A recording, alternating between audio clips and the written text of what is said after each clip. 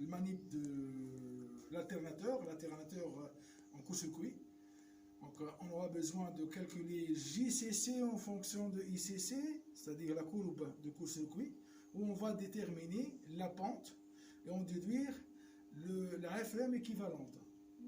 L'objectif, c'est de déterminer la réactance synchrone, en utilisant bien sûr le modèle réactance synchrone. Okay? Donc je vais démarrer le moteur à courant contenu. Ce moteur, il est équivalent. Donc à une chaudière avec la turbine. Donc c'est un émulateur de chaudière et tout ce qui, c'est-à-dire tout ce qui est vapeur, tout le système de régulation du vapeur qui va donc donner une vitesse bien déterminée pour l'alternateur. Notre vitesse, ça sera 1500 tours par minute pour que cet alternateur donc délivre 50 Hz en fréquence. C'est-à-dire 1500 tours par minute, c'est la vitesse mécanique, divisé par 60 multiplié par 2π, ça va donner donc 50 pi à peu près, qui est égal à la vitesse mécanique équivalente du stator, parce que le champ tournant statorique, il tourne à la vitesse ωs sur P, okay, de pulsation ωs. Donc ωs, ça va donner P fois 50 pi, c'est pour notre cas, c'est 2 paires de pôles, donc P égale à 2. Donc ça va donner 100 pi. Je divise par 2 pi, donc je dois avoir 50 Hz. Donc je dois avoir, à l'aide de ce tachymètre, qui est en relation avec l'axe tournant de notre émulateur, ça va donner quoi? Ça va donner le 50 Hz. Donc dans ce cas, donc nous avons essayé maintenant de démarrer le système, c'est-à-dire l'émulateur, c'est-à-dire la chaudière et l'alternateur, le turbine, j'excuse. Et après, qu'on démarre le mécanisme qui va faire tourner l'alternateur, parce que l'alternateur, c'est quoi? C'est qu'en fait, donc, cet alternateur est composé par un alternateur auxiliaire et un alternateur principal. Cet alternateur principal et cet ensemble, c'est équivalent à une centrale électrique. Cette centrale électrique doit avoir ce qu'on appelle un système c'est-à-dire une source de courant continu.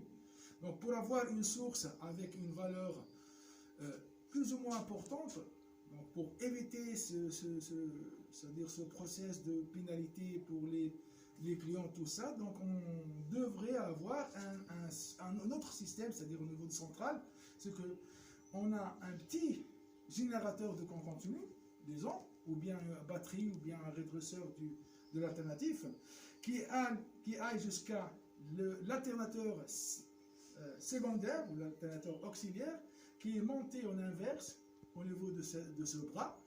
Donc, lorsqu'on excite avec 2 ampères, par exemple, qui est le cas de notre petit central, donc les 2 ampères, ils seront donc amplifiés grâce à cet alternateur inversé, puisque j'injecte un courant continu, l'alternateur triphasé, donc il va délivrer un courant alternatif. Ce courant alternatif, il va jusqu'à donc les bras d'un régresseur PD3. Ce régresseur, il va donner le courant continu ici. Donc on fera un montage de diviseur de courant de façon à injecter le courant dans l'inducteur de l'alternateur principal. Je vais injecter un J, donc que je peux augmenter et diminuer le J grâce à ce montage de diviseur. Donc à partir du courant qui est 20 ampères contenu grâce à la sortie MN, c'est-à-dire la sortie du régresseur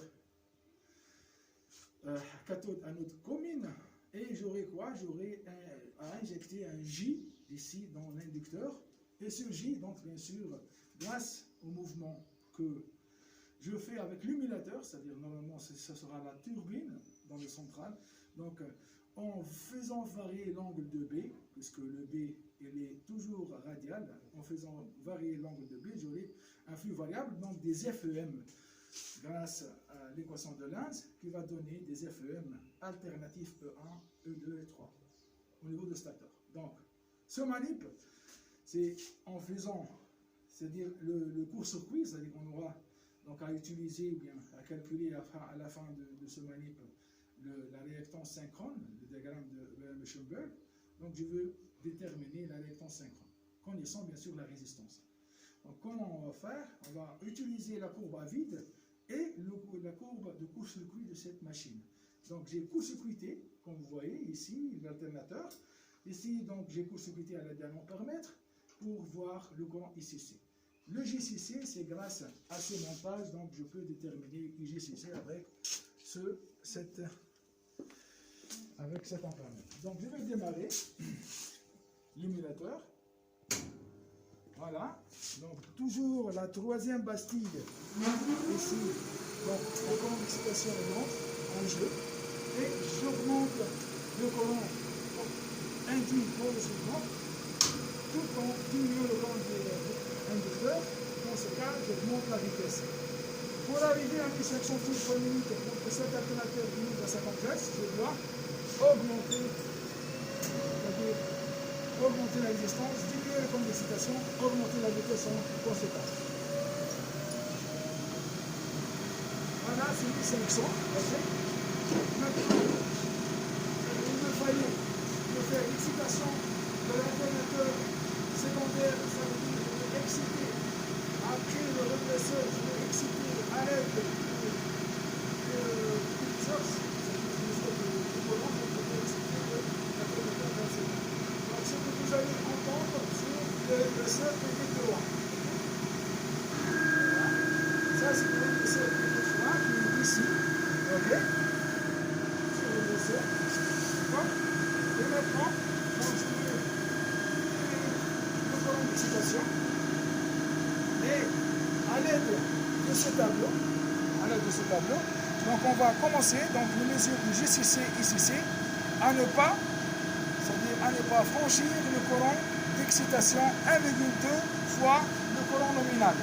Donc puisque le courant c'est à peu près 20 ampères, il ne faut pas dépasser le 24 ampères. Pour nous, donc on ne peut pas dépasser 22 ampères, c'est pour raison de sécurité. Voilà.